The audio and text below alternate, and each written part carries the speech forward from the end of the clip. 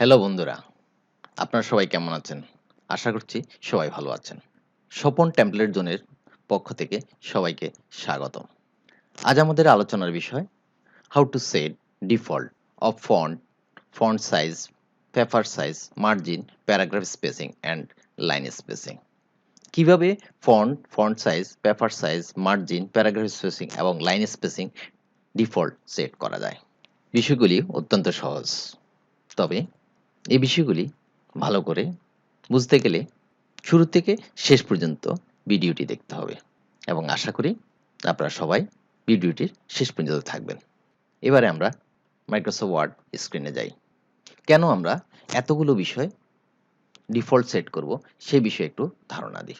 আপনি অফিসে বা বাসায় আপনার প্রয়োজনীয় কাজ করতে গেলে দেখা যাচ্ছে প্রতিদিনই একই সাইজে কাজ করে থাকেন। ফন্ট সাইজ 13 অথবা আপনি এখানে সূত্র নিয়মজি দিয়ে কাজ করেন অথবা আপনি এখানে টাইমস নিউ রোমান দিয়ে কাজ করেন। কিন্তু প্রতিদিনই আপনাকে এই জিনিসটা চেঞ্জ করে নিতে হচ্ছে। ঠিক একইভাবে প্যারাগ্রাফ স্পেসিং এর ক্ষেত্রে একটা প্যারাগ্রাফ থেকে একটা প্যারাগ্রাফ স্পেসিং অনেক দূরে থাকে। আপনি প্রতিদিনই প্যারাগ্রাফ স্পেসিং বাদ দিয়ে তারপরে কাজ করেন। আবার নতুন ডকুমেন্ট যখন চালু করেন একইভাবে দেখতে পাচ্ছেন যে প্যারাগ্রাফ স্পেসিং হয়ে যাচ্ছে। লাইন স্পেসিং এর ক্ষেত্রেও একই রকম। পেপার সাইজ, মার্জিনের ক্ষেত্রেও একই রকম। আপনি চাচ্ছেন আপনার যেভাবে প্রয়োজন বেশিরভাগ সময় বা বেশিরভাগ ডকুমেন্টে যেই ধরনের পেপার সাইজ, যেই ধরনের ফন্ট সাইজ, যে ধরনের font, paragraph spacing, line spacing use হয়, আপনি ওইভাবেই সবগুলোকে ডিফল্ট সেট করে নিতে পারেন। আপনার প্রয়োজন মতো আবার পরিবর্তন করেও কাজ করতে পারবেন। তাহলে প্রথমে আমরা ফন্ট এবং ফন্ট সাইজ ডিফল্ট সেট করব।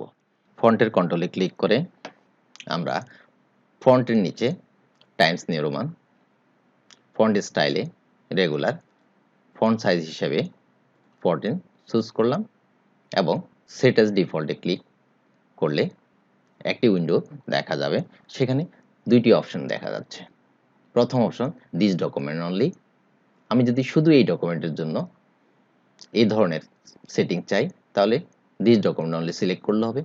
আর যদি আমি চাচ্ছি পরবর্তী সকল ডকুমেন্টের জন্য এটি প্রযোজ্য হবে সেক্ষেত্রে all document based on the normal template select করে ওকেতে ক্লিক করলে আমার ফন্ট সাইজ এবং ফন্ট ডিফল্ট সেট হয়ে গেল। তাহলে এখন থেকে কম্পিউটার বন্ধ করে চলে গেলেও পরদিন যখন কম্পিউটার চালু করব বা কিছুক্ষণ পরে আরেকটি ডকুমেন্ট চালু করতে যাব নতুন করে তৈরি করব তখন কিন্তু আমরা টাইমস নিউ রোমান ফন্ট পাবো।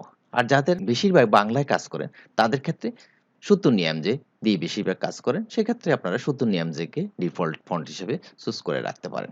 এবারে আমি পেপার সাইজ এবং মার্জিন সেট অ্যাজ ডিফল্ট করব। সেক্ষেত্রে লেআউট ট্যাবে ক্লিক, মার্জিন, কাস্টম মার্জিন। এখানে টপ, বটম, লেফট, রাইট সব দিকে 1 ইঞ্চি করে রাখতে চাই। সেজন্য লেফট 1, রাইট 1, বটম 1, টপ 1 সব দিকে 1 1 চুজ করে পেপারে ক্লিক। পেপার সাইজ হিসেবে A4 সাইজ রাখতে চাই। সেক্ষেত্রে এখানে A4 সাইজ ক্লিক। এবারে নিচে সেট অ্যাজ ডিফল্ট এ ক্লিক, ইয়েস। হয়ে গেল আমাদের পেপার সাইজ এবং মার্জিন ডিফল্ট সেট করা। এখন আমরা প্যারাগ্রাফ স্পেসিং এবং লাইন স্পেসিং ডিফল্ট সেট করব। এটি অত্যন্ত গুরুত্বপূর্ণ বিষয়। প্রতিদিন কাজ করতে গিয়ে এই স্পেসিং এর আমরা অনেক ধরনের জটিলতার মুখোমুখি হই। তাহলে দেখে নিই কি ধরনের জটিলতার সৃষ্টি হয়। নেম টাইপ করে এন্টার দেওয়ার সাথে সাথে অনেক দূরে অবস্থান করছে। তাতে করে আমার এই পেজটাতে যেই লেখাটা অ্যাডজাস্ট হওয়ার কথা আমরা কিন্তু স্পেসিং এর কারণে একটা পেজে সেটা অ্যাডজাস্ট করতে পারি না। তখন আমরা লাইন স্পেসিং কমিয়ে কাজ করতে হয় বা প্যারাগ্রাফ স্পেসিং কমিয়ে কাজ করতে হয়। কিন্তু আমি যদি সেট অ্যাজ ডিফল্ট হিসেবে নরমাল করে রাখি, যখন আমার লাইন স্পেসিং কম হবে আমি লাইন স্পেসিং বাড়াবো, যদি বেশি করার থাকে আমি কমাবো। ইচ্ছা মতো বাড়ানো কমানোর কাজটা করতে পারি। হোম ট্যাবে ক্লিক করে প্যারাগ্রাফের কন্ট্রোলে ক্লিক। এখানে স্পেসিং এর নিচে বিফোর এবং আফটার দেখতে পাচ্ছি।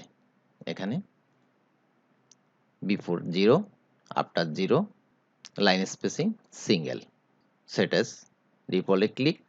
একইভাবে এখানেও দিস ডকুমেন্ট অনলি, শুধু এই ডকুমেন্টের জন্য।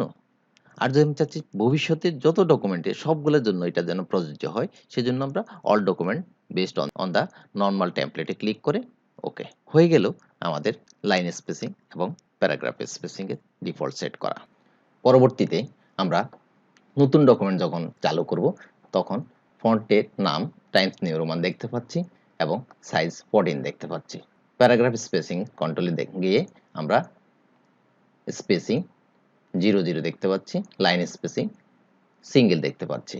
একইভাবে লেআউটে গিয়ে মার্জিনে ক্লিক করে কাস্টম মার্জিনে গিয়ে মার্জিন যেভাবে নির্ধারণ করেছিলাম সেভাবেই দেখতে পাচ্ছি এবং পেপার সাইজ যেভাবে নির্ধারণ করেছি সেভাবেই দেখা যাচ্ছে। এখন থেকে আমি পরিবর্তন না করলে সব সময় এই ধরনের font size, paper size, margin, line spacing, paragraph spacing এভাবেই ডিফল্ট সেট থাকবে। তো আমরা দেখলাম কিভাবে line spacing, paragraph spacing, font size, paper size, margin এগুলোর সেট অ্যাজ ডিফল্ট করা যায়। আশা করি আপনারা বুঝতে পেরেছেন। এই ভিডিওর কোনো বিষয়ে বুঝতে সমস্যা হলে আমাকে কমেন্টসের মাধ্যমে জানাবেন। তাছাড়া আপনাদের কোন বিষয়ে ভিডিও প্রয়োজন সেটি আমাকে কমেন্টসের মাধ্যমে জানাবেন। আগামী কয়েকটি ভিডিও আমি মাইক্রোসফট ওয়ার্ডের উপরে তৈরি করব। যদি ভিডিওটি দেখে ভালো লাগে তাহলে পরিচিতদের মাঝে শেয়ার করবেন, লাইক করবেন, কমেন্টস করবেন এবং সাবস্ক্রাইব করে এই চ্যানেলটির সাথে থাকবেন। সবাই ভালো থাকবেন, সুস্থ থাকবেন। আজ এই পর্যন্তই।